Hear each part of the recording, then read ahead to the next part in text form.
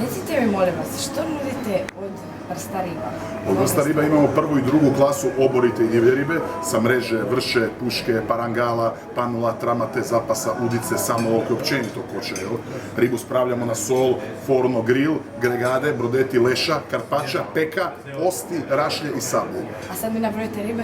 A od ribi ćemo u ponudi, znači od prve i druge oborite i divlje klase, znači ćemo pic, fratar, šarak, komarča, lubin, ovčica, salpa, grdobina, kirnjak, lajnc, barbun, kokot, trlja, pagar, arbun, zubatač, škarpina, kovač, list, romb, rošp, tuna, palamida, gov, skuša, lokarda, inčun, gavun, srdela, znači apsolutno sve što se god može.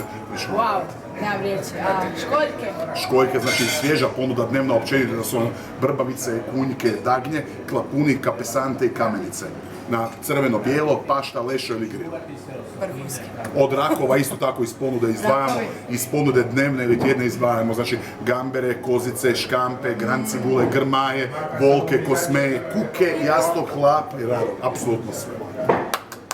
Šta reći dalje? To je to.